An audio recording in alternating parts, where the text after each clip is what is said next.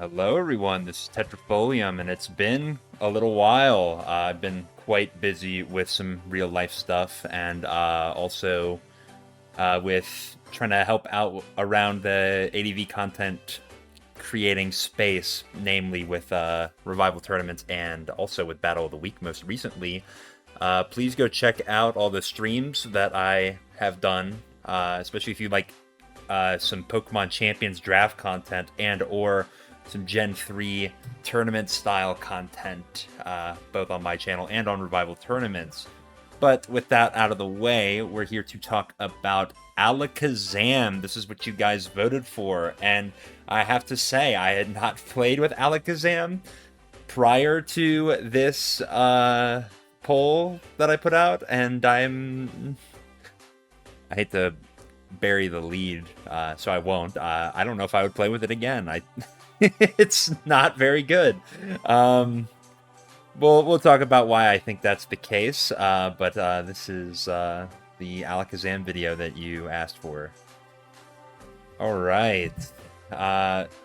Getting into the viability rankings from last year, Alakazam placed 55th towards the bottom end of E tier, which, I mean, frankly, it's better to be in E tier than out. If you're out of E tier, then you're an extremely niche Pokemon at best, or just completely unviable at worst. The fact that you are respected enough to be ranked in E is indicative of some amount of competitive quality. That being said, our good buddy Blaziken, who's got Mike Wazowski'd by the number 55, who is the number 56 ranked Pokemon, I think is not very good either, and being in company with that is not a great spot to be. So, yeah, for our little comment question, where would you cut off for what you would consider a viable Pokemon to be? Viability is a term that is kind of loosely defined. Generally, we mean a Pokemon that is useful in a competitive context, but that's also pretty vague. Some might say anything below the D rank may not be considered viable. They might classify all these other Pokemon as like niche. Maybe you cut off somewhere through the E tier. Maybe you would go past the E tier. Maybe you think that there are some other Pokemon not listed here that you would also consider viable. Me personally, I don't know. I would probably look at around like the Marowak Steelix area for what I would actually consider to be like a good / usable Pokemon. Certainly there are other Pokemon that can work on certain teams, but I question how much it's building a team to make a Pokemon work rather than how much that Pokemon actually adds a lot to that particular team. I wonder. I mean, there are some exceptions. I do think there are some really solid Articuno teams. I do think there's some solid Jumpluff teams.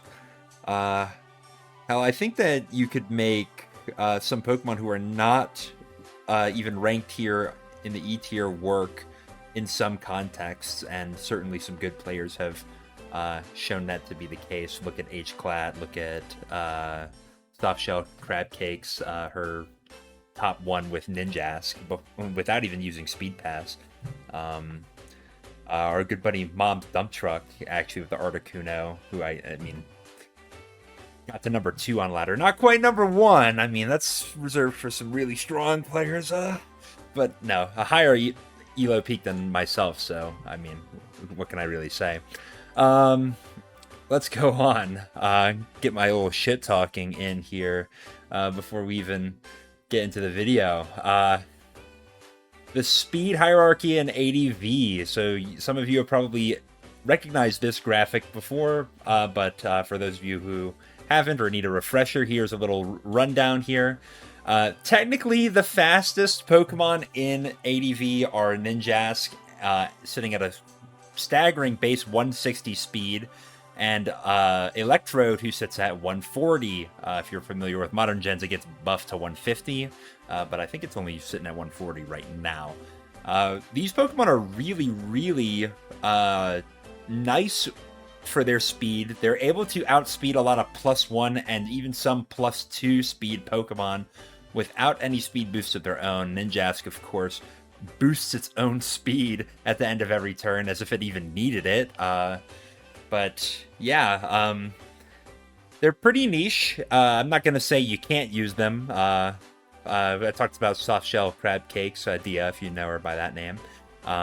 Getting the top 1 with that Pokemon. My good friend Benji has been top 1 with Electrode, using it as a rain setter for a Kingdra team. Very, very cool. So, yeah, a little bit niche, but definitely not unusable. Now, these Pokemon are probably more what you would consider to be the actual fast Pokemon of ADV, the gold standard. If you're faster than these guys, whether that be by your sheer natural speed, which is, like I said, very hard to come by, or if you're able to boost your speed past these guys, then you are very fast. Aerodactyl and Jolteon are tied at 130 and have a very, very, how should I say, tumultuous relationship, since they both threaten to kill each other. And that speed tie is very, very important in some cases. Dugtrio is sitting here at 120. There are some other Pokemon that are sitting at 120, even a couple that sit at, or maybe only one, Swellow, at 125. But I'm not going to go through all of the Pokemon who are more or less unusable in the conversation here. We do have some Pokemon that we would consider fast. There's kind of a line here. Your Starmie, Raikou, and Gengar are all above base 100. Starmie and Raikou being base 115, and Gengar being base 110. Whereas everything else below the line are all the OU ranked Pokemon who are sitting exactly at base 100. So yeah, if you're faster, if you're above the line, you're pretty fast. If you're below the line, I mean, like, these base 100s are still pretty fast, but they're not quite the speed demons that we're sort of used to here. You could throw in a lot of common things like a +1 Adamant Tyranitar via using Dragon Dance is going to be faster than the base 100s. Swampert with a Salac Berry boost and a speed boosting nature, usually timid, is also going to be nearly as fast as Starmie and Raikou. It's actually even faster than Gengar, which is kind of sick. But without getting bogged down too much, where does our boy Alakazam fit in? Base 120, he's just as fast as Dugtrio, which is borderline gold standard, depending on how you want to litigate that. It's pretty nice. I should make note as well, Sceptile is sitting at that speed tier as well, and if you want to know more about Sceptile, you should go back and watch my video on Sceptile, where I got to 1650 with a 3 UUBL team. Unfortunately, 2 of the UUBLs on that team are no longer UUBL, so that's not going to be a team that you can use to get that achievement anymore. Maybe I should go back and try it again with without using Raikou or Registeel, but we'll cross that bridge when we get to it. So, naively, you might assume that Alakazam is going to be geared towards being a really good special sweeper because of its superb special attack and speed, and its stats are really, really nice in those areas. 135 special attack, I believe, is the highest of any of the OU ranked Pokemon, or the Pokemon that are allowed to be used in OU. I can't think of any Pokemon that would be any higher than that. That's not like literally Kyogre or Rayquaza or like Deoxys, but they're all Ubers, so who cares about them? As a bit of a comparison here, let's take a look at Gengar, who has a phenomenal special attack and speed in its own right, and Alakazam is excelling in both categories, especially the speed being very important. It does also have a little bit more def than Gengar, but it is missing out on all of HP, attack, and defense. That being said, the attack doesn't really matter that much for Alakazam.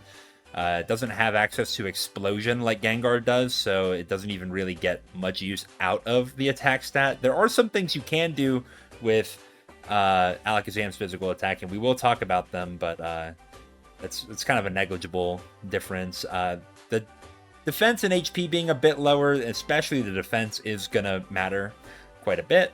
And that's going to sort of explain the question mark here for a fast sweeper. There's some issues with Alakazam sweeping in a lot of games. For one, it's extremely frail, and it will fail to find setup opportunities against much of the tier, especially the physical attackers. We'll take a look at Flygon here, who is not a super duper weak Pokemon, but it's by no means one like a really strong one. With 252 attack, no adamant nature, it is guaranteed to one-shot the max Spatak, max speed variant of Alakazam. So you can't even Calm Mind in the face of Flygon. Now, you might say, well, okay, we could run a little bit of HP and a little bit of defense and get past something like Flygon. Or we could just get in front of something that's a little bit weaker than Flygon is. Because, I mean, while Flygon's not hitting super duper hard, it is still a base 100 Pokemon with a base 100 stab attack. That's not nothing. As you can imagine, if this is just killing outright, imagine when we factor in things like spikes and sand, which Alakazam is susceptible to in this generation. This is not Generation 5 where it has Magic Guard and it doesn't have to worry about those things. Factoring those in, it's really, really hard to get Alakazam a safe turn to click Calm Mind. But even if you get the +1, Alakazam is going to fail to find key one-shots on a lot of the casts that it would love to one-shot because of its below average BP coverage moves. So, 2 examples here. Tyranitar, your best move to hit it with as far as a special attack go is going to be a hidden power of some kind. I chose Grass because that seems to be a pretty reasonable choice for Alakazam. It hits Swampert, it hits some of the other ground types like Claydol, who would otherwise resist your stab coverage. Against Tyranitar, we're only doing 80% maximum with 252 special attack. Even if we were a modest nature, we would not find the one shot on Tyranitar. And this is not a bulky tar. This is just 4 HP EVs. So it gets even worse if you try to do this into something like a BKC tar or other bulky variants of Tyranitar. And then Tyranitar, obviously, with its stab rock slide or its super effective hidden power bug coverage, is going to just smash through Alakazam with its really, really devastating base 134 physical attack stat. Another one, Metagross. Against the standard agility Metagross spread, we don't quite find a one-shot with a +1 Fire Punch. That's pretty devastating.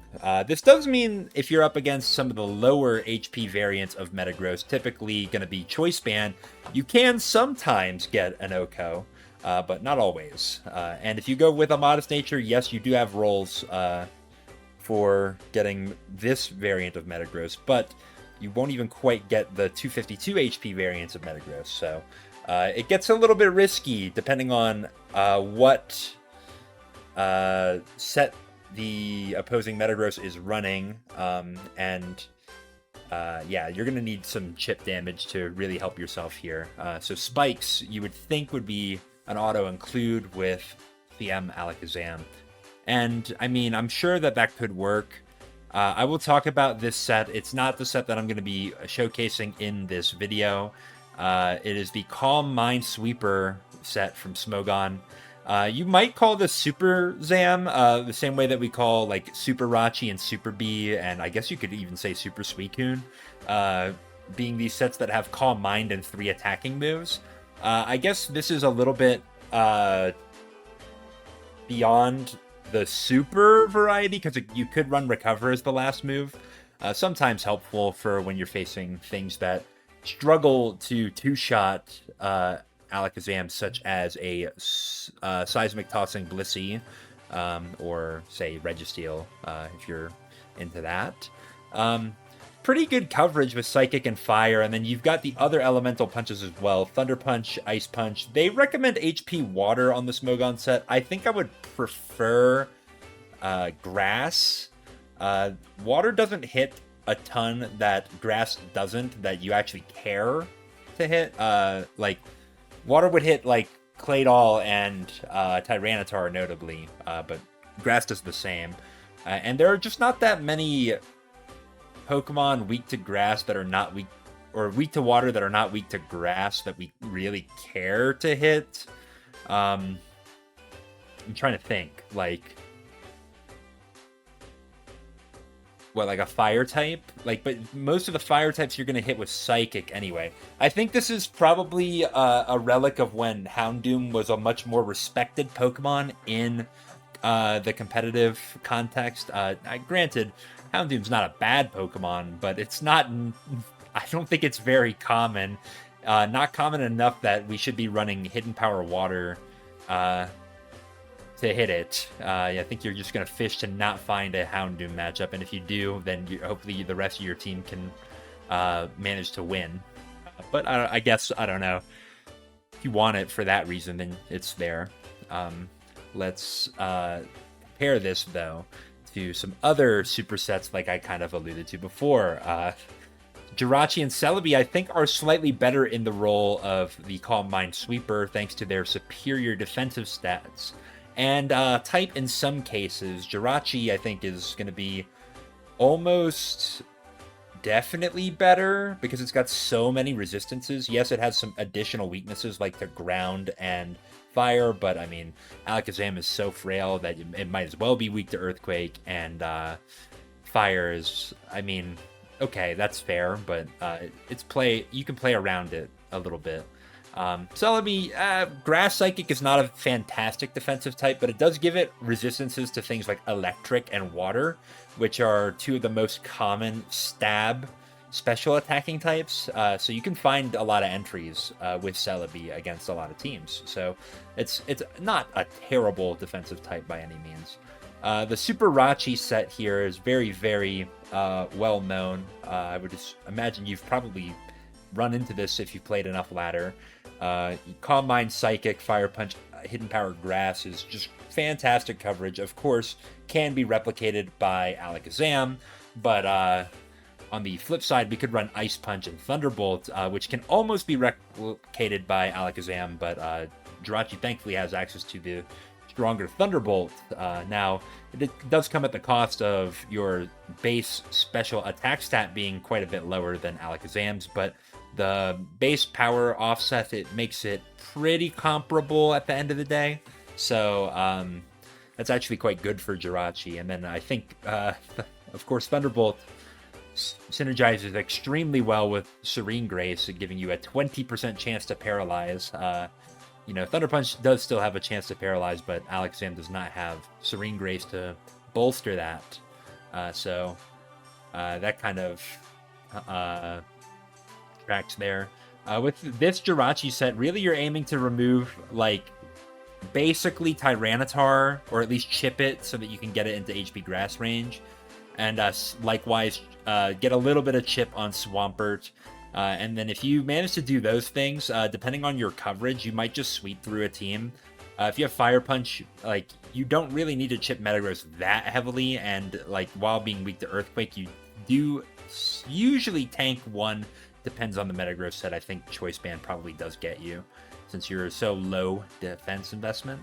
But like that could just end the game right there. Ice Punch, you could even outspeed a Salamence and just one-shot it with Ice Punch, which is really, really nice. I guess Alakazam can kind of do that as well, but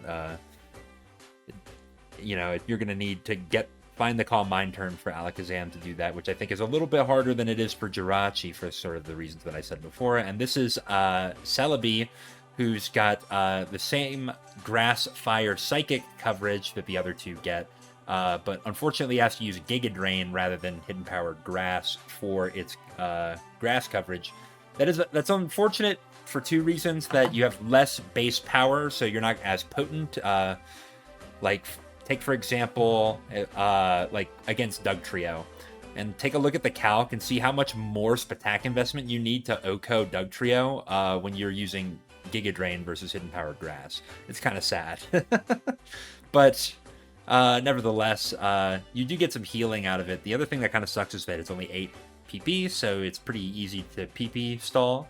And if you're out of Giga Drains, then all of a sudden Pokemon like Suicune become very powerful checks to your Celebi. But nevertheless, you still have some pretty good coverage here. You've got a good amount of utility with Celebi as well. Lures in a lot of things. It can switch into Zapdos, which the other two can't do as safely. And yeah, Natural Cure is great as well, so that you can switch out. So that status is not a Celebi killer. You get T-Wave and then get your damage for compensation, and then you can switch the Celebi out, come back and do it all over again. That's kind of good. So yeah. There are some contexts where Alakazam might be better. I'm not saying that these two are both strictly better, but I do think that they're going to find more consistent matchups than Alakazam will in this role.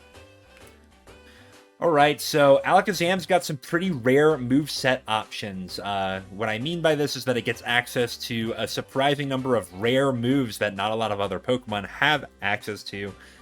So, excuse me. So, Alakazam can kind of uniquely function as like a fast support Pokemon.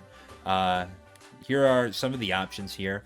Thunder Wave, Recover, Taunt, Light Screen, Reflect. Not every Pokemon has access to these. A good number of Pokemon have access to some of these moves, but not all of them. So that's really, really good. You have one of the fastest T-Waves in the game, the only one who's faster than you. Well, I guess the only two who are faster than you are, to my knowledge, Jolteon and Electrode. Sometimes you might not want those Pokemon on your team, depends on the sort of context, but yeah, getting a really fast T-Wave off to stop something that loves to use its speed to bully Pokemon, like, say, Salamence, can be devastating. Recover, well, Alakazam's pretty frail, and it's very likely to die, and even if it doesn't die, it probably gets damn close, so you can't really recover loop. But it is an option, and it's a great option to have. You're never going to complain about having Recover as a potential move. Even Metacham, who is a really frail Pokemon that would just prefer to slam attacks, sometimes considers using Recover, particularly on its bulk up set, to give it some more longevity. Taunt, great disruption move, not as good as it is in future generations because it only lasts 2 turns in ADV, but like, you're not going to scoff at that versus something like a Skarmory, being able to stop it from getting its spikes up. And then the screens, really underrepresented moves in ADV, I think in no small part due to the fact that we don't have Light Clay, and that we don't have we can't really use like the 1 or 2 turns that we need the screens for to boost up and just absolutely slam and win. Like, there are some Pokemon that are quite dangerous, like Tyranitar getting to +2 can bulldoze some teams, but even then it's not completely guaranteed to do so.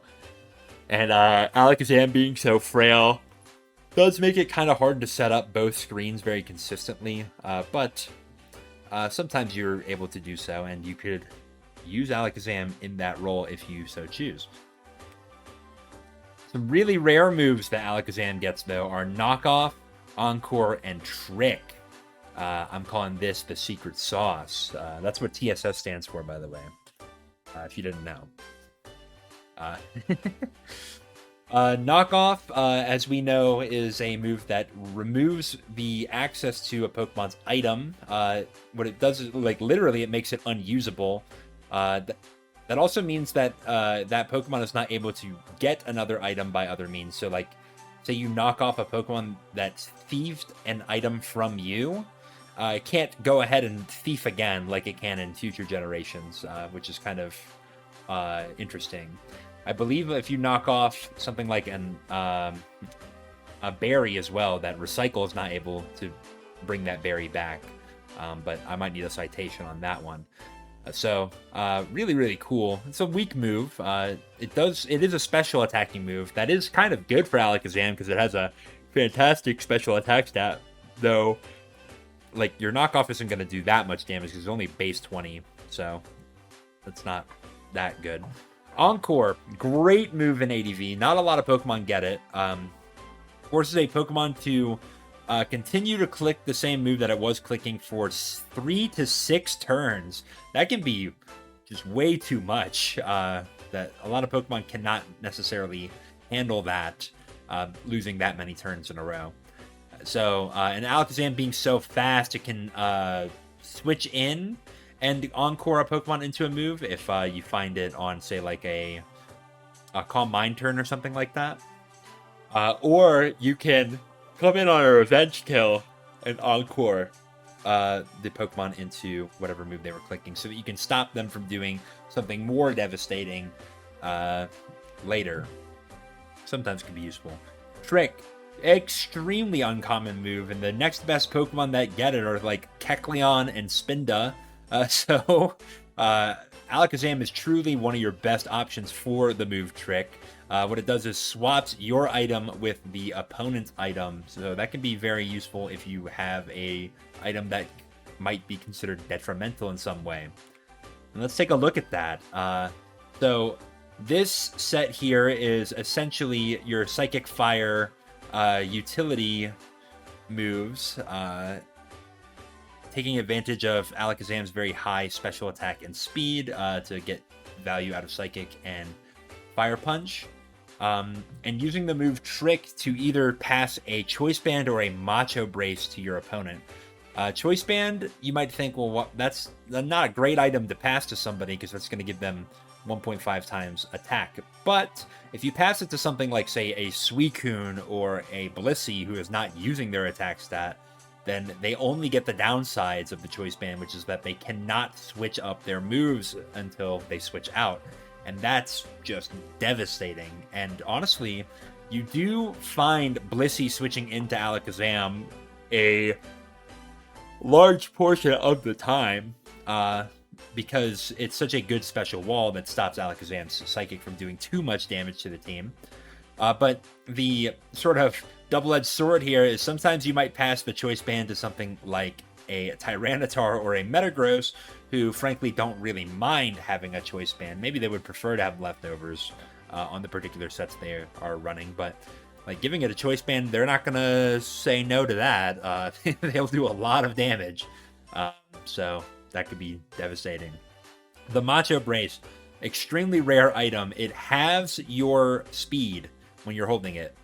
Yeah, it also makes you gain more EVs, but that has no competitive application. But having the speed effect is what's important. So you can give that to the opposing Pokemon. You'll steal most likely their leftovers and give them a speed debuff for compensation. I don't think that that's much better than just running the move T-Wave. T-Wave will quarter the Pokemon speed, so they'll be even slower than if they had the Macho Brace.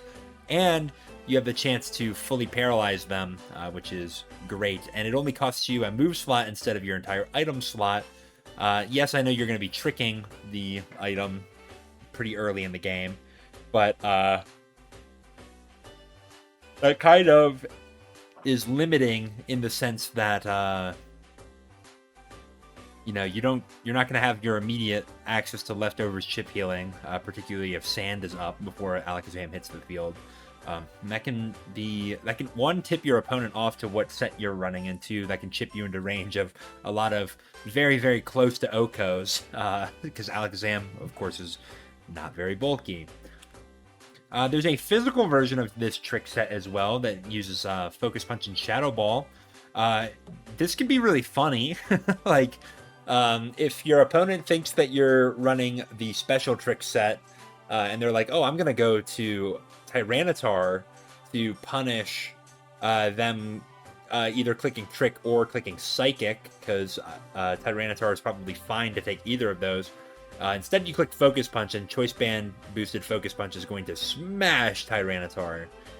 Similar to Blissey, although Blissey actually doesn't take as much as you would hope, because Alakazam has a really, really, really poor attack stat. But, I mean, it's kind of funny. I don't think I would use either of these sets in a very serious context, but I think the best is probably going to be the special trick with Choice Band, if you're going to do it at all. Yeah, and this is kind of just a summary here. Good for punishing things like Blissey and Registeel, who do like to switch up their moves and are limited by not having their leftovers. And then it's pretty awkward to most other matchups where you're giving the Choice Band to a Pokemon that doesn't really mind having a Choice Band. So, yeah.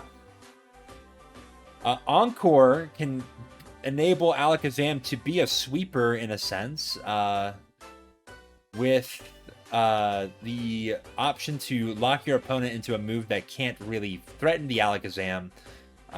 You can really just snowball a game. In particular, you use it in conjunction with Substitute, which will block things like Thunder Wave and Toxic, and then you can just Encore, and then that Pokemon will not be able to touch you for quite a while. In practice, what's going to happen is that you're going to take a Blissey on, and it's going to Encore. You're going to Encore it into like Seismic Toss, and then like you're kind of screwed. I guess if you can Encore Blissey into Soft Boiled, then you can kind of get things going, but you're going to have to position really, really well to make that work. And also, since Alakazam is pretty free to switch into with a lot of Pokemon, like, for example, Tyranitar, a lot of times they're going to be switching, and you're not going to be able to click Encore there. Now, I guess you could argue, well, then Substitute's great, but, I mean, it's only but so good. You're chipping your very frail Alakazam into range of all attacks instead of just most of them. So, I don't know if I love that idea, but you could use something like Encore plus 3 attacks to take advantage of boost sweepers trying to do something versus Alakazam, especially if you can predict the turn that they're going to go for the boost and then get Zam in. But I'm more interested in Alakazam's defensive utility. Now, you might think that sounds absolutely absurd. It's got such poor defenses, like how are you supposed to use Alakazam defensively? Well, here's the answer. Look at that Gengar guy. Really, really tough matchup into Alakazam. Although, I guess he kind of gets away in Mystery Dungeon, doesn't he? But, yes. We're going to take advantage of Alakazam's ability Synchronize, much like we do with Umbreon. If you want to check out my Umbreon video, it's somewhere on my channel. You can find it. We're going to pass the Wisp back to Gengar, and that's going to cripple it for the entire game. It's going to make your spinners a lot more safe to come in and try to click spin. And if Gengar comes in, you can click a weak Hidden Power Rock or Hidden Power Bug into the Gengar, and that chip is going to stick because of the burn. While you don't have Pursuit to punish Gengar from switching, you can punish the switch in with Knockoff with Alakazam, which is really, really nice. You can also threaten to just straight up kill Gengar with Psychic if it's going to adamantly stay in, but usually they don't tend to do that. So this is the set that we will be using on the team today. It is the knockoff Alakazam variant, not shown on Smogon. That's what you get here at the Tetrafolium YouTube channel. This is probably going to look very strange to you if you were just looking at Alakazam's stats. We're not taking advantage of its massive special attack, and we're trying to bolster its kind of pitiful HP, but this does have some merit to it. The defensive investment allows Alakazam to escape a Tyranitar pursuit trap, not quite enough to live sand all the time, but it will let you be a Spike Sack or a switch into a Gengar Will-O-Wisp one more time in a game. Fire Punch, unfortunately, is going to miss out on 2-hit KOs on Metagross some of the time, which kind of sucks, but if you get a burn, I mean, you're in a great spot. You do 3-hit KO Skarmory through Protect, which is, I think, a great benchmark to hit. And then Psychic is going to KO pretty much every defensive Gengar after burn damage, so that really, really disincentivizes Gengar from staying in. We have possible OHKOs on some of the fighters like Machamp and Heracross. We have likely OHKOs on Blaziken and Breloom. Will outspeed most of the utility Gengars and also +1 Tyranitar, I guess. Not that it really matters, because +1 Tyranitar is going to barrel through Alakazam. Probably going to get to +2, frankly. Yeah. We'll go on to the team, but I feel like I've done enough talking for the day. I want to introduce a guest here who passed me this team. It is not Jonald, but probably somebody who's used this team maybe even more than Jonald. Why don't you introduce yourself? Yeah, it's me. I'm a Rainer. I've been loving this team. I first got this 6 from a Jonald dump in a Mushi cord we were in. I think it was the Psychic Guardians. But yeah, I tried it out on ladder, and I did some fun stuff with that, and since then I brought it to a couple tournaments. I used it one time in Mushi last season, and I think I brought it 3 times in my ADV Cup run, and out of those 4 games, I only lost 1. So I have a lot of enjoyment coming out of this team. I really enjoy the fatter structure on it. Yeah. Yeah, I seem to recall that you took Zets to like 400 turns in a losing effort for our good buddy Zets. And I think King of the Hill, a hilarious set to watch. Yeah, I mean, he wanted to draw around turn 200, and I'm like, mate, I've still got like 25 recovers on my Alakazam. This is not a draw. Yeah. This has got some of like the key features that we're kind of used to on the standard ADV stalls. We've got the Spadef Zapdos, we've got the Bold Suicune for really solid Roar users. We've got Aroma Blissey to support both of them. We've got the dual spinners, and why would you want Alakazam to be on a dual spinner team? Well, the idea behind dual spinner is to make sure that, like, should one get out of the game, you aren't immediately losing the Spike Spore. The bad thing about choosing Fortress and Donphan as your spinners is that they both suck into Gengar really bad. You could try to use Ghost Fori, but you really need the extra moves on this team.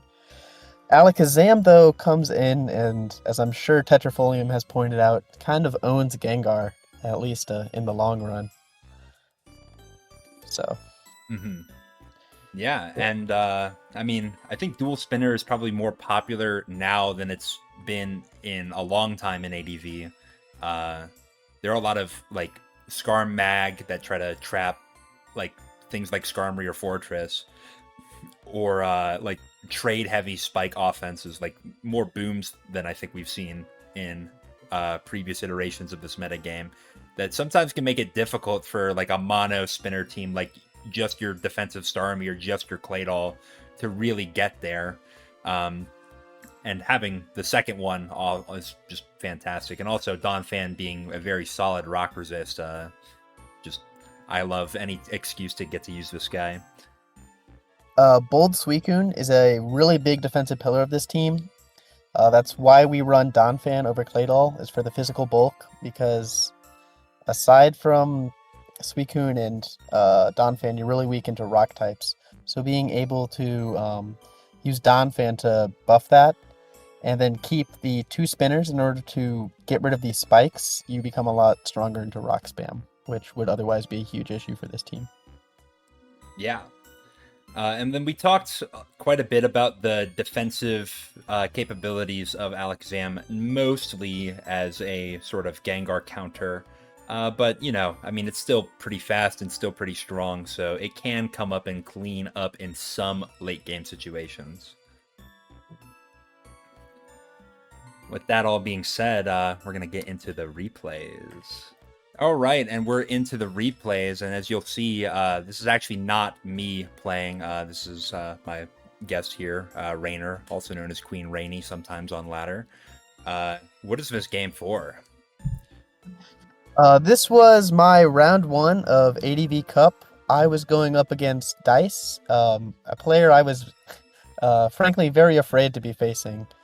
But I just stuck to my guns and loaded teams I like to use, and well, this is definitely one of them. All right, let's take a look at this. So, of course, we've got the Zapdos lead, Skarmory lead, great matchup for you, and get a Thunderbolt into Registeel. Switching to both Spikers here, but Dice seems to have the Taunt Skarmory, so you're just gonna take the Rapid Spins. You can afford to play pretty slow paced with this team and just use up your Rapid Spins to stop all of the spikes from going up. And then, of course, we've got Gengar in, so we can go to the Alakazam. Except, no, you don't. Why didn't you go Alakazam? I'm just not really in a big rush there. I see Gengar, and a lot of the times, like, I can afford to take this Wisp. I'm going to be able to come in on the Skarmory or the, what's-his-face, Registeel, and get a spin-off later if I need. Going Alakazam and potentially getting, like, Pursuit trapped, or, like, if this were a, like, physical Dragon Dance Tyranitar, could have been pretty catastrophic. Yeah, so, okay. Just taking my time. So, it seems like you have to play with a little bit of restraint with Alakazam here. I think I probably would have went straight there and then completely lost this game, as we saw the Tyranitar double. But going to Donphan here, and I assume you'll just Earthquake into this? Yep, this team's pretty weak into rocks, so you gotta get your damage in while you can. Right, and even when the Gengar comes in, you're getting your chip healing, and now you go Zam on very obvious Will-O-Wisp. Yeah, you gotta wait till they don't really have a choice, you know? Mm-hmm. And now, what are we going to do? Knock off the Tyranitar? Perfect. Unfortunately, I don't know if Fire Punch would kill here. Maybe it does. Probably doesn't. Maybe if we were Spatak invested, but not the case. And Power Rock to cover potentially going back to Gengar, going to Skarmory, getting some chip on that. Very nice optimization. And Blissey's revealed.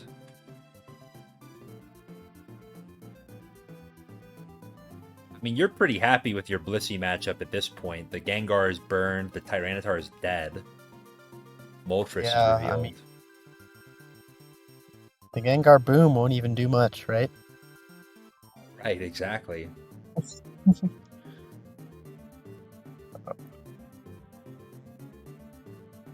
Dodge a Wisp onto the Zapdos. Probably not that consequential, all things considered. I mean, I had to go to sleep earlier, but that's about it. Dodging every Wisp. Poor guy. Yeah, just trying to roar around so that this Gengar's gone. Because as soon as the Gengar's gone, my Fortress can always beat his Skarmory, right? That's right. I'm going to sacrifice the Donphan here. Would have been nice to get more damage into the Registeel, but I mean, not super duper necessary at this point.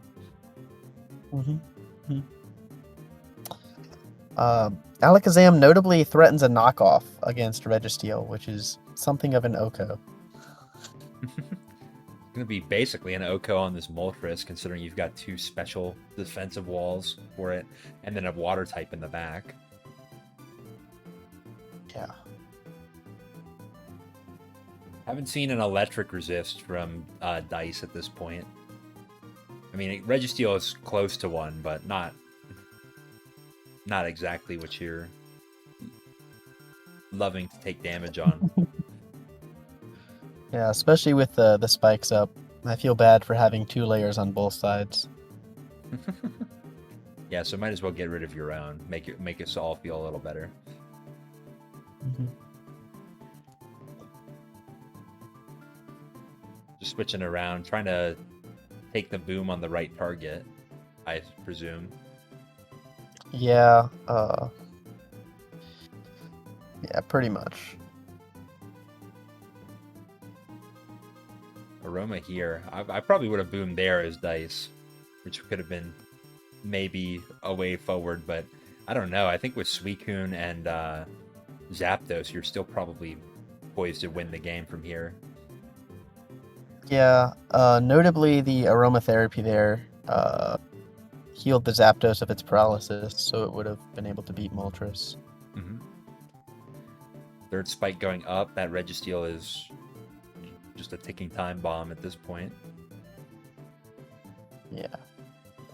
The dice can spin block you exactly one more time, but not that it really matters. Is that HP Steel? That'd be my guess. It's gotta be, right? Kind of makes sense. You don't have a lot of great BKC tar switch-ins with this team. Yep. Fire Punch did 50%. That's not a Spadef Skarmory. Not at all. Yeah, but Zam was able to come in here because, especially with the Registeel so lowered, it really offensively threatens the team at this point. Oh, and then we get crit. We probably do live a flamethrower, but I mean, that's an Very Alakazam easily. moment right there. Very easily. Overheat misses. I guess that's compensation. Yeah.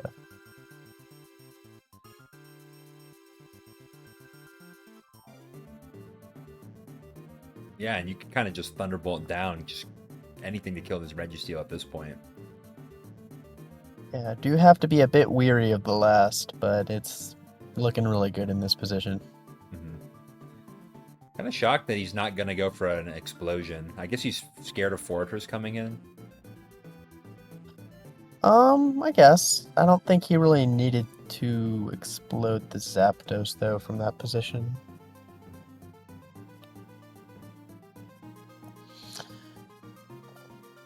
Well, we slowly watch the Registeel decide to blow up.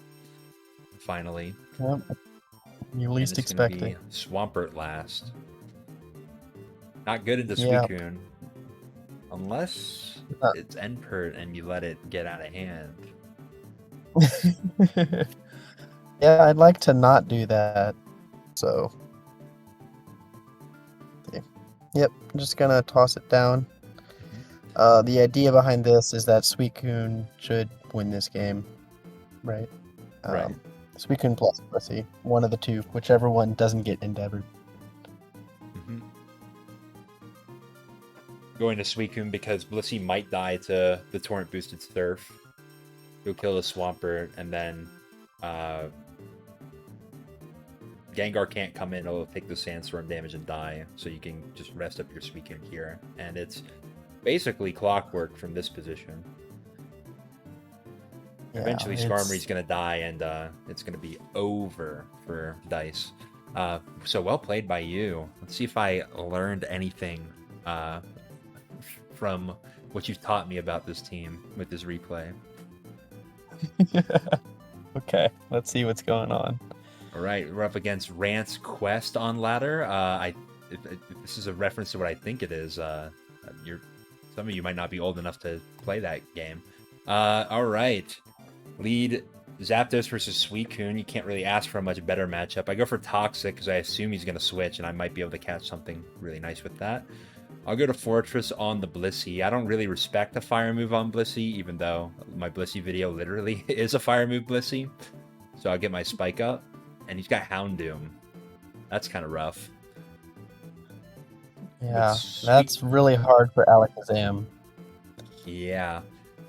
In fact, the Smogon says to use HP Water to hit Houndoom, which is really funny.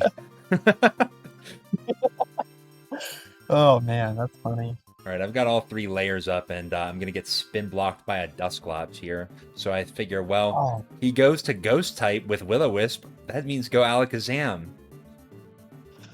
Did I yeah, do it get right? your click the progress button. That's right. Here comes the Houndoom to take the knockoff. An HP water would have been really nice there. Yeah.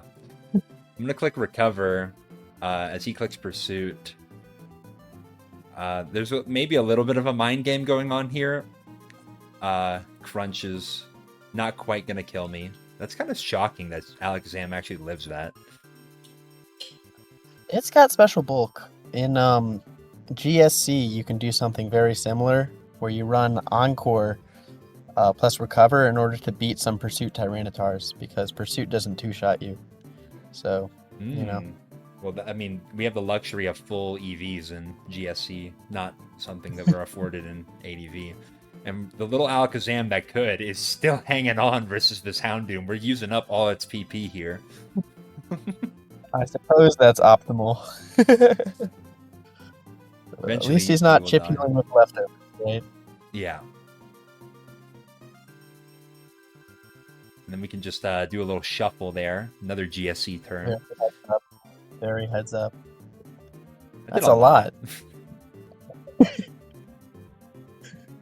I wonder if that's a YOLO Scarm on this team. That might make some sense. I suppose. Yeah. But now we're going to get Fortress in here. I'm going to double trying to catch the Dusclops switching in, which was great.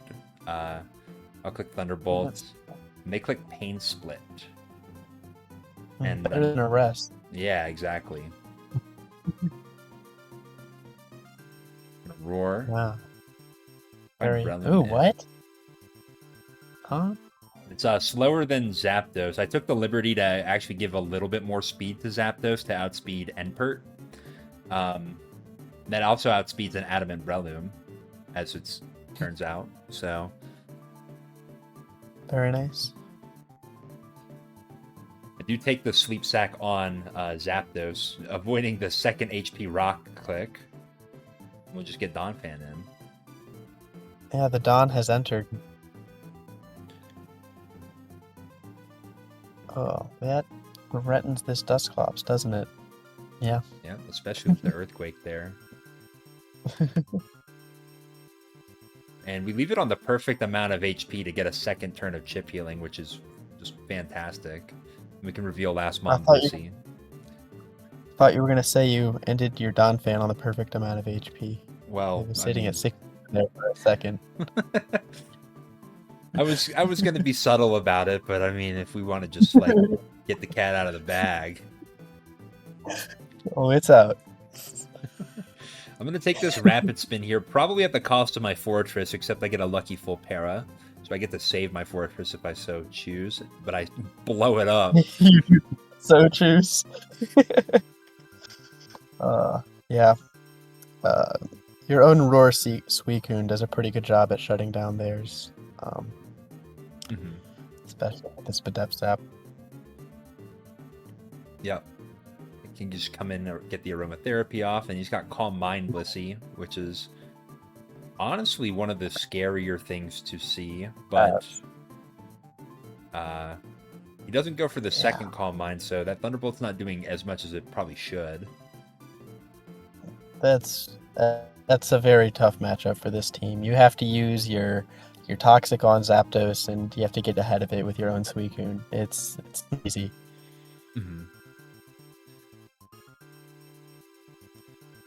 Does make me wonder if we should be using Toxic on Blissey. I think that's sometimes a route for dealing with opposing Calm Mind Blissey. I agree, but you really need Thunder Wave for other Suicune. That lets us run a very, very slow Suicune. Yeah, that's so we can super win fair.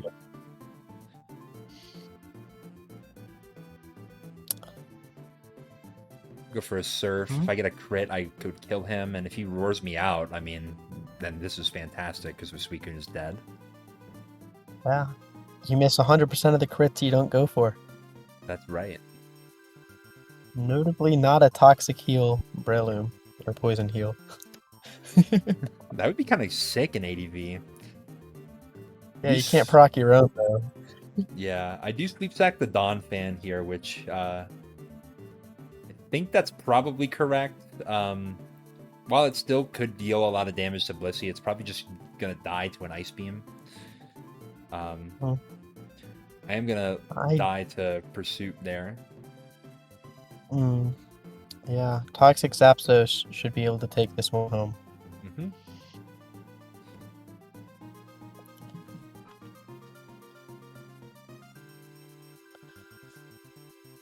I do decide that, given that this Houndoom is kind of incentivized to stay in to allow the opposing Blissey to come in on a turn to immediately go for its Calm Minds, I'm just going to PP stall it a little bit. When it runs out of T-Bolt or Fire Blast, then it's going to be pretty safe for me to go to Zapdos. Yeah, I think that Thunder Wave click was alright. If he doubled the Blissey on a Thunder Wave, that may have been dire. But you're alright with the Roar, Suicune. Yeah.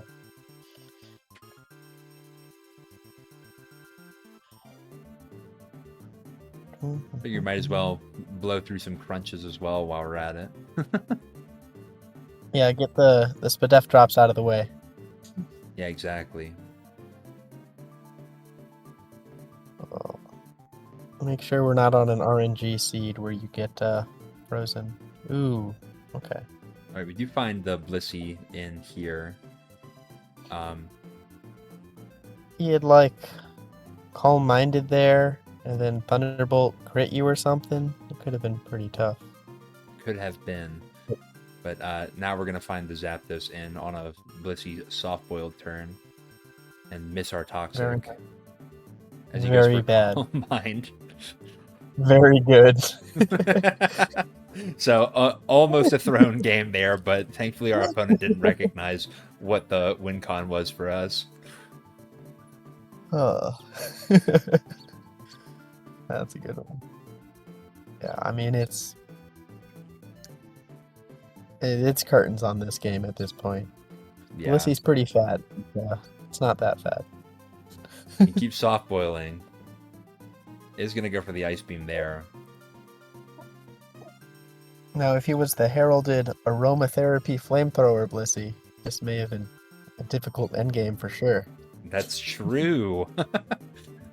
So maybe some people should use that set more often. It's real. Trust me. Yeah, but Alakazam, there you go. It passed the Wisp to the Ghost type. That's exactly how we drew it up, right? Yep, that's pretty much it. That's why you run Rest on your Dusclops, guys. Yes, I agree. All right, we're up against Naked Iker Lacunza. I don't know how to say that name, but it's kind of interesting. I think his team is going to be a little more interesting. Zapdos versus Lead Doug. We love to see that. And he's going to click Substitute to start the game. I'm interested. Okay, and he clicks Rock Slide, showing that he's not, in fact, a... Oh, no! This guy's got... Is this the slacking Starmie Executor team? It is! How did you know? Rock Slide slacking, by the way. He is going to switch to Magneton as I get a Spike Up, which is going to be unfortunate because our poor Pokemon will die there. Fortress, yes. Alright, our opponent is going to switch out, trying to get that Starmie to spin the Spike away, but what I've recognized is that he really needs the Spike to go, and I've got a lot of turns to fish for a Roar, and I get that Shedinja in, so that's nice. Get out of my face, buddy. Yeah. Notably, this is a Twisted Spoon Starmie. Oh. Huh, I didn't know that.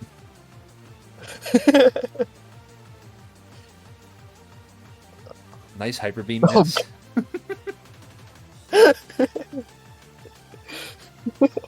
God, you're bullying people. Oh, that is an offensive Starmie. Okay, I forgot. It died so quickly in this game. Hyper Beam coming down and not quite gonna kill the Dawn fan. You're Don trapping the slack. That's right. Not killing the slacking either, though. That's kind of funny and silly. I want to note about Hyper Beam. So, some of you might think, well, okay, the recharge turn occurs simultaneously with the Truant turn, so there's no downside to clicking Hyper Beam. But actually, in fact, because slacking must recharge, the opponent does not have the option to switch here, so they have to take this Earthquake. So that's why maybe you wouldn't want to run Hyper Beam on your slacking, in case anybody was wondering. In any case, we get the Executor down to 6-7%. We're going to take the Sleep Powder here on Donphan. I think it's done plenty in this game so far. Opponent switches to slacking, and I'm going to go back to Donphan as the slacking reveals slack off. Okay. And I wake up in good time here.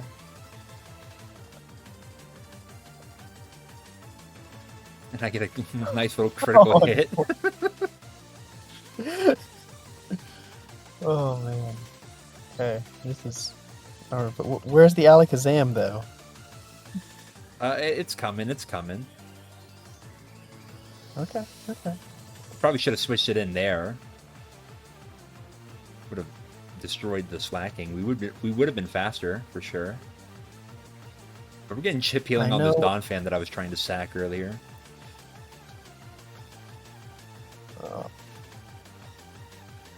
Toss. Yeah, don't let the dug in.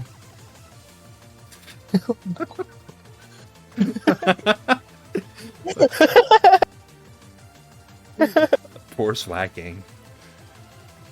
Finally manages to hit its move. Alright, we hit him with the strongest attack on this team.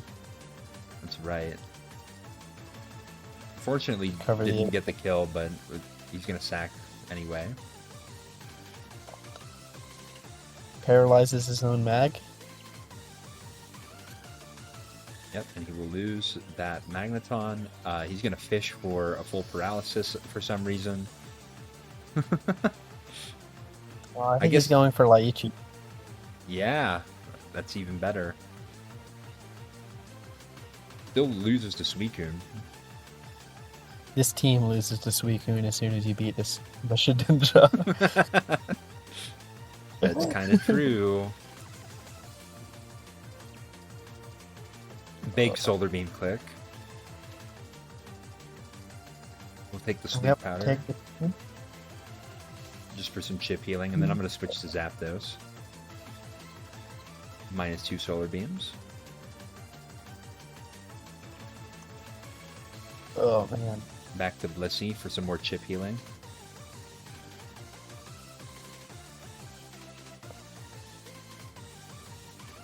Funny day. Is our opponent going to get there? Well, I think you just got to keep clicking Solar Beam. Alright, finally land a Toxic. What I've noticed about this team is that you always miss the first Toxic. Have you noticed this? Yeah, that's why you got to get it out of the way early, right?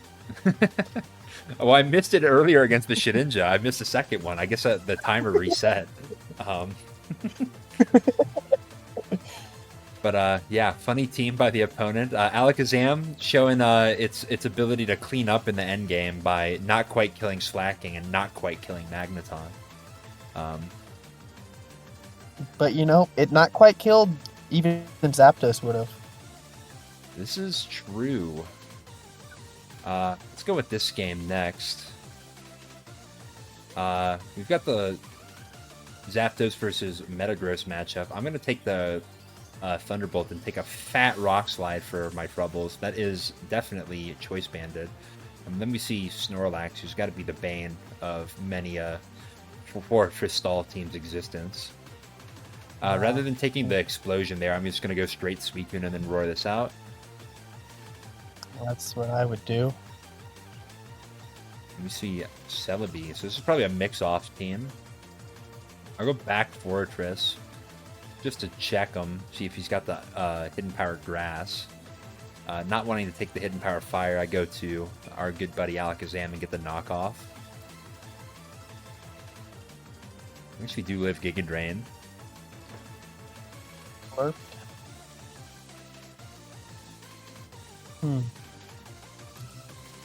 Yep. Unfortunately, we took a lot of damage on our Zapdos earlier. That is unfortunate, but we might be able to rest it up at some point in this game. Opponent is going to go to this Metagross here, and now this is the most obvious boom of all time, so we sack the featured Chipmon. Yep, he knocked the Selly and he killed the Metagross. I'd say that's a pretty good day. I mean, from that perspective, I guess. I don't know why my opponent didn't just go straight Rapid Spin. Like, now you're just taking damage on Starmie for no reason. To try to surf what? Could have crit the Blissey. I guess. And Bold Suicune is going to be the Snorlax answer. It's never a great spot to be, but, I mean, it gets the job done. Yeah.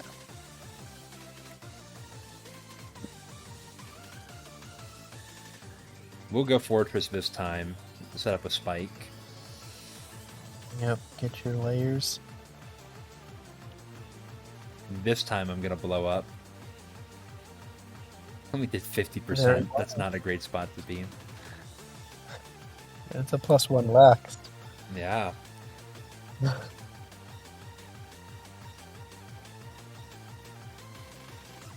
It's like our layers are going for good. Yeah, well, they got the chip on the Celebi. That's all that matters, right? Yeah, and I mean, the lax isn't at full. It's already sort of worn down enough to be taken care of. Yeah, unfortunately looking like a 3-hit KO, and it is a rest lax, so that's lovely. I can't let this thing get comfortable. No. Actually, the knockoff is making a lot of difference here because that makes these earthquakes like actually clickable into Celebi. I sneak Zapdos in on a Giga Drain to burn 2 Giga Drains. So that's actually I'm patting myself on the back for that one. Yeah? Yeah. Maybe you gotta sneak it in and get a rest off on something. I'm not sure if there'll be anything much slower in the back in this team.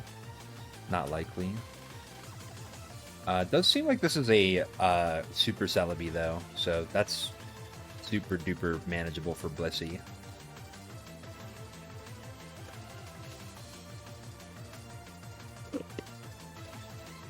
Did not manage to find the Donphan double that scares him out so much. I think he's overestimating how much damage Donphan does to Snorlax, because I think he could have just started cursing it down. Yeah, I'm inclined to agree. You need your phasers on this team. Mm-hmm. I will HP rock this guy into Lychee range and take a +1 double edge for my troubles, but I feel like I'm okay with that trade. As Celebi's going to be the switch in, not Starmie, to try to get some chip healing on that. I mean, I don't know, I guess it doesn't really matter. Yeah, good play by opponent doubling in the Snorlax. Mm-hmm. Go for T-Wave to try to maybe hacks a few extra turns for Blissey to Seismic Toss. If at the very least I can get it into range where it has to rest, we can go to one of the phasers and roar it out. Yeah, I mean, it's putting the turn in the bank, right? Yeah. He'll get it back. Maybe with some interest. Mm-hmm. I do think this was quite greedy of the opponent here, because clearly you're going to have to rest before you click an attack. So, I mean, got all those curse for what? That actually makes PP stalling the curse a potential out for me, because if the Snorlax doesn't have any curses, then Suicune's actually beating it. Yeah, it's looking pretty good. Celebi's down to its last 2 Giga Drains. Yep. Same song and dance again, huh? That's right. Remember, Alakazam put in so much work this game. I mean, imagine if there was a Metagross we still had to deal with. Or imagine if the Celebi had leftovers and it was chip healing every time it came in. That would actually be really, really awful for this team to have to deal with. With our Zapdos so low, I mean, if they can Calm Mind up, potentially get through Blissey with Psychic Spadef drops, especially with Giga Drain. I managed to find Suicune coming in on the turn that he goes for rest, which is really nice. And then we roar his Tyranitar, and that's going to actually make a big difference. Oh, man. Yeah. Tyranitar next to so many sand affected. Yeah. I do think that's a little strange that this team has... it's not really supporting its Snorlax very well, and he's finally going to sack that Celebi, which is great news for me. You know one way you could support Snorlax in beating Gengar and not set sand? What's that? Why, Alakazam, of course. Oh. You're good at this. You should be like a marketer. Yeah. If you let me sell you on Snorlax plus Alakazam, I think that says more about you than me. That's crazy. What's even crazier is that crit. I guess it was bound to happen at some point, but we're gonna hopefully prey on our opponent's fear of Donphan to try to... They're going through a lot of curses. They have. How many curses do they have left? 4. They can't even get the +6 if they get roared out anymore. Yeah. I'm gonna take this opportunity to sacrifice the Zapdos.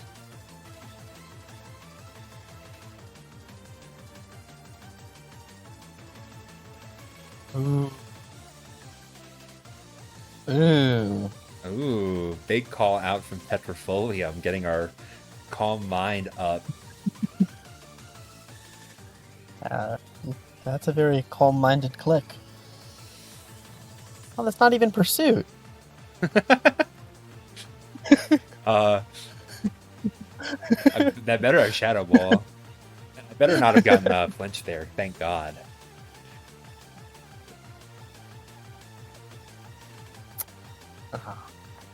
Alright, so I think you can make it. We're equal on sleep turns. Notably, if he clicks Curse on a turn that I click Roar, then it becomes very difficult for him to manage this Snorlax in the endgame.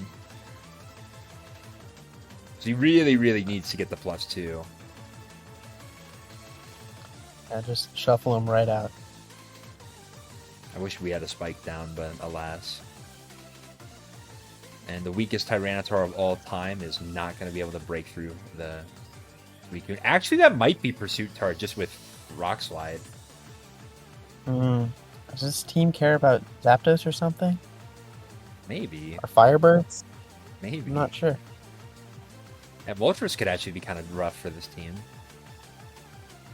Yeah, I mean, Aerodactyl plus Rest Snorlax plus Natural Cure Starmie doesn't sound awful. 3 attacks, but it's Psychic, not Thunderbolt. Ooh. Yeah. What cheating on Gengar does to a motherfucker.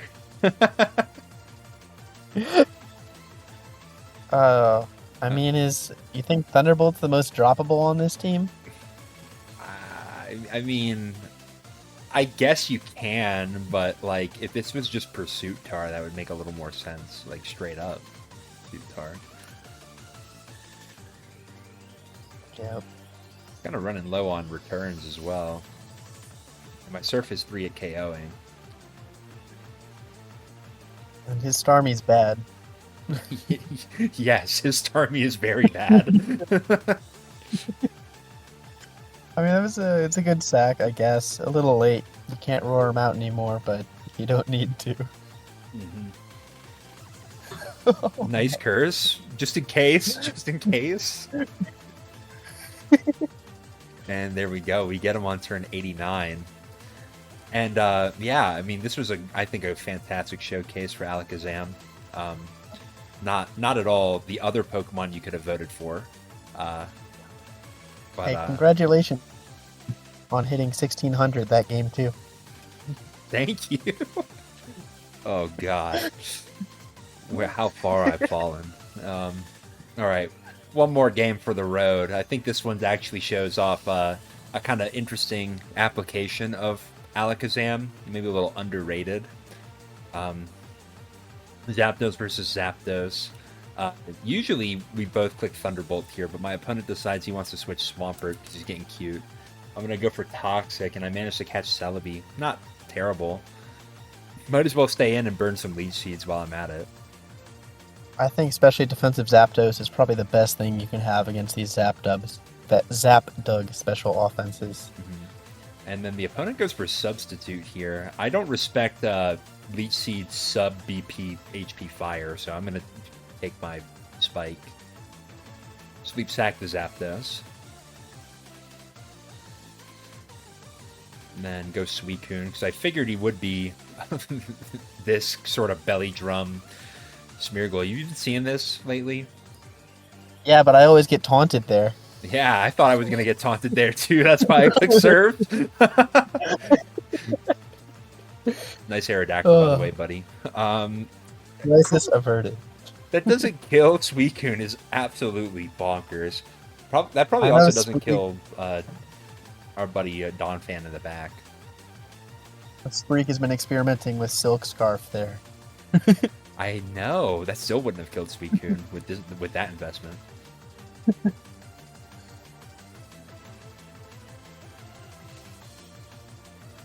It is a leftover Swampert.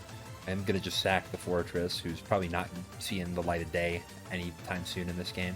And I go Alakazam there, and he switches. Why do you think he would switch Swampert out of Alakazam here? I'll bet he was fearing a hidden power grass, right? Exactly. Unrevealed Alakazam versus your chipped Swampert. Like, who's going to stay in here unless you exactly know the team? Maybe a few more people after this video. Probably. But that affords a Psychic click onto the Aerodactyl, which is fantastic. That puts it in HP Rock range. We're 11 life. Very meaty Psychic. And I'll just click Earthquake because very obviously my opponent's going to switch. I do happen to outspeed him, but I decided to switch to Alakazam. Try to get it a kill, but I mean, Alakazam, fucking fantastic Pokemon as it is. Fails to kill the Swampert and gets crit for its trouble. But then he goes Smeargle, which I think is not correct, except he's got extreme speed, so it's actually super duper correct. Yep, passing the baton.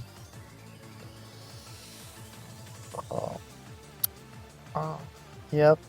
I don't know if you've talked about that, but if you're running a lot of special attack on your Alakazam, a cool thing you can do is run a Lumberry. So if you get status, you status them back and then heal yourself. Mm-hmm. Could have been very cool into something like a Smeargle Spore. Yeah. In this case, I managed to Aroma to get the Zapdos to wake up early, because I figured that Zapdos is actually going to be more useful for me in this matchup than some of my other Pokemon. So if like Smeargle comes back in, I'm going to Sleep Sack the Suicune instead.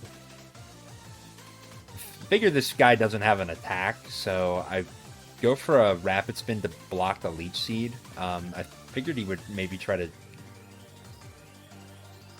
play around that the second time, but he didn't. This is a Leech Seed there. Fantastic to miss it on a Pokemon such as this. But I am going to go ahead and Sleep Sack Suicune. This guy's revealed no taunt, so I can just roar him if I want. You could always get E-Speed crit. I could. I wonder if you could have clicked Thunderbolt there instead of Roar. I maybe could have. Well, no, if he goes to Smeargle's, Celebi, that's spicy. yeah, the Smeargle's super duper dead to the spike though, so we're fine.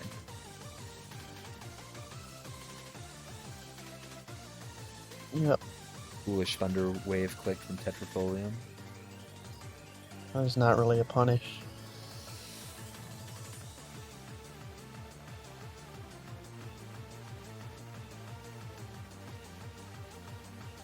Maybe there is a punish. Maybe. The Donphan's still super duper healthy, so. Yep. And I'm just gonna rest to play around crit.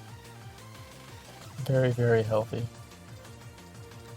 I've done this sometimes and they get 2 crits in a row, and then what, like, what do I do? The old 1 in 256. Yeah. Hey, some will say it was bound to happen eventually. Those people Yeah, if they probably click it 256 times. those people probably haven't taken enough math classes. It's like those people who think every string of digits is contained within pi, right? I mean, like, eventually, right?